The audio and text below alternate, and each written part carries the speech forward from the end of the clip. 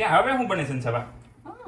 જો પેલા દહીં વડા અને વડા બનાવવાના આવે.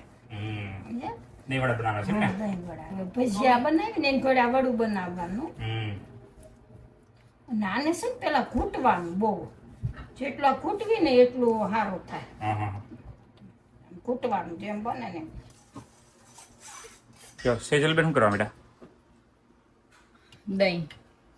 દહીં ને છે ને એમાં શુગર મિક્સ કરો તો આપણે શ્રીખંડ બનાવીએ ને એવી રીતે એમાં દહીં મૂકતું જવાનું, શુગર કઈ માપ કાલેનું નો માપ, જેટલું ગળ પણ કરવું હોય. જેને જેવું ગળ્યું ખાવું હોય તો બહુ ગળ્યું નહીં ખાતા, એટલે મીડિયમ. જો આ બની ગયા ને પાણીમાં નાખવાના. જો એને કડી પલાવવા દેવાનું.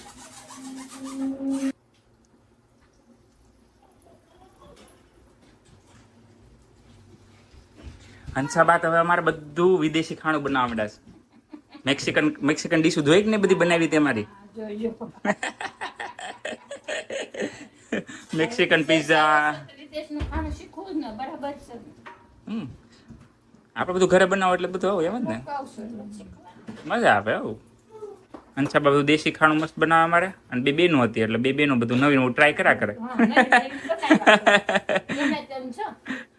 જરીક વસ્તુ ન હોય ને એટલે તરત બેન ફોન કરે તાર પપ્પા આ વસ્તુ લેતા આવજો. માર્કેટમાં મન ન મળે, મન ન મળે ને એટલે એ પાછા તાર પપ્પાને ફોન કરે કે તમે ત્યાં બજારમાં આવો એ બાજુ હોય ને તો લેતા આવજો. બજાર બાજુ ત્યાંથી લેતા આવો. એવું વસ્તુ જેની વિના ચલાવે નહીં, આ નહીં એટલે નહીં એટલે નહીં. ઘણી વાર બધા કોમેન્ટમાં પૂછતા હોય તમે કામ કરીને થાકતા નથી?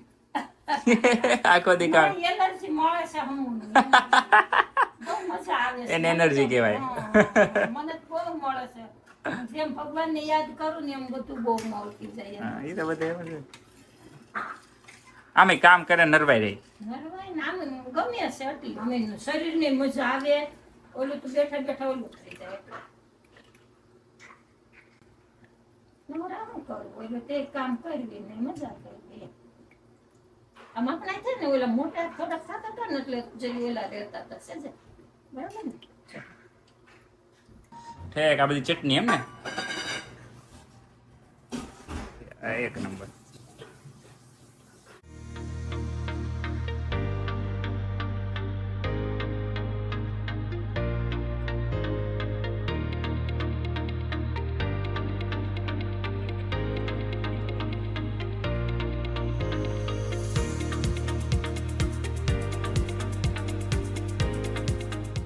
તમે બનાવજો ને ખાઈજો ને અમને કહેજો. તમને તો સ્મેલેથી ના મજા આવતી છે કે અમને પાણી આવી જતું હોય મોઢામાં કે અમે બનાવી એમ.